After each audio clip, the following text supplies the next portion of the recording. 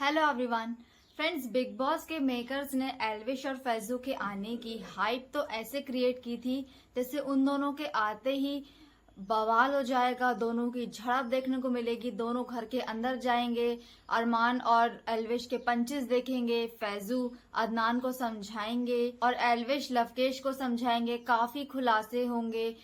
एल्विश के पास बहुत सारे टॉपिक्स थे बात करने के लिए और फैजू तो सिर्फ अपने फ्रेंड को डिफेंड करने के लिए आए थे, पर वो दोनों स्टेज पर ही रहे, दोनों घर के अंदर नहीं गए, बाहर ही कोर्ट कचहरी लगा ली गई, स्टेज पर ही सारे सवाल जवाब हो गए, जिसे देखने में आपका तो पता नहीं पर मैं तो बिल्कुल भी इंटरेस्टेड नहीं थी।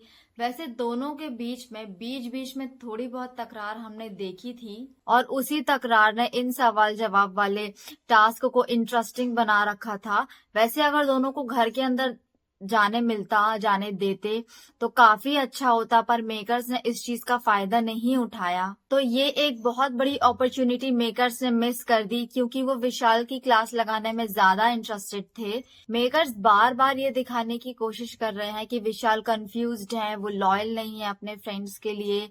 मुझे कहीं से नहीं लगता कि वो लॉयल नहीं है, कंफ्यूज्ड है। कल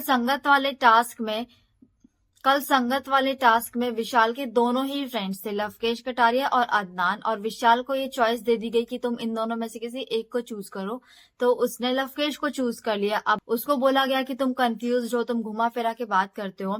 अब अगर वो अदनान को चूज करता तब भी उसके लिए सेम स्टेटमेंट पास किए जाते कि तुम ऐसे हो, तुम वैसे हो, लवकेश का जितना इस्तेमाल करना था तुमने कर लिया, तुम्हारी फ्रेंडशिप फेक थी, तुम लॉयल नहीं हो, तुम ऑनेस्ट हो, तुम कैलकुलेटिव हो। वैसे इसी टास्क में विशाल ने एक पॉइंट बिल्कुल सही बोला था कि उसके पेरेंट्स ने नहीं बोला कि कटारिया गलत है, सबने बोला लेकिन उसके पेरेंट्स ने नहीं बोला, तो ये भी एक रीजन है लवकेश को चूज करने का। सो बेसिकली विशाल को ही घसीटने का प्लान था, वो किसी को भी चूज करता, उसी की क्लास लगती, उसी को घसीटा जाता, उसी को बोला जाता। देखो काफी चीजों पर ना पर्दे डाले जा रहे हैं, जिन टॉपिक्स पर बात होनी चाहिए उन पर कोई बात ही नहीं होती है, सिर्फ विशाल और सना मकबूल से ही जबरदस्ती का कंटेंट लेकर के उन्हीं को घसीटा जाता है, जबकि वो ऐसा ना तो कुछ करते हैं ना किसी को ऐसा कुछ बोलते हैं। अरमान मलिक ये चीज बोलते हैं कि सना मकबूल सबको लॉलीपॉप देती है, पर यहाँ पर सबसे ज्यादा लॉलीपॉप तो अरमान मलिक ही देते हुए दिखाई देते हैं, हर किसी को लॉलीपॉप देते हैं। कल अदनान को भी उन्होंने लॉलीपॉप दिया और बिल सना मकबूल के नाम का फाड़ा। हमारे यहाँ ऐसा ही होता है।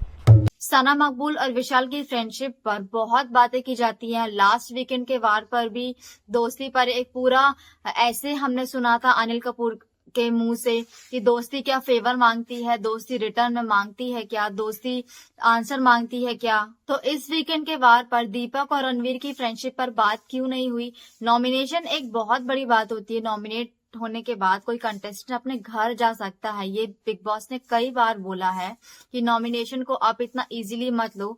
तो रणवीर के दीपक को नॉमिनेट करने वाली बात कल वीकेंड के वार पर क्यों नहीं बोली गई कि रणवीर के द्वारा दीपक को नॉमिनेट किए जाने के कारण दीपक घर जा सकते हैं, और कल वो घर चले भी गए। सिर्फ रणवीर की वजह से ही कल दीपक एलिमिनेट हुए हैं। रणवीर और दीपक की फ्रेंडशिप से ज्यादा अच्छी फ्रेंडशिप तो यार विशाल और लवकेश की है। एटलीस्ट दोनों एक दूसरे के लिए हमेशा स्टैंड तो लेते हैं, दोनों ने कभी भी एक दूसरे को नॉमिनेट नहीं किया, कि दोनों ये बात बहुत अच्छे से समझते हैं कि नॉमिनेशन और फ्रेंडशिप में बहुत ज्यादा डिफरेंस है, दोनों बहुत अलग अलग चीजें हैं। लेकिन फिर भी इन्हीं दोनों की फ्रेंडशिप को फेक बोला जाता है, जैसे बाकी सबकी फ्रेंडशिप तो बहुत रियल है। तो फ्रेंड्स, कल का वीकेंड का वार आपको कैसा लगा प्लीज कमेंट करके बताना। बाकी हम मिलते हैं नेक्स्ट वीडियो में, तब तक के लिए बाय बाय।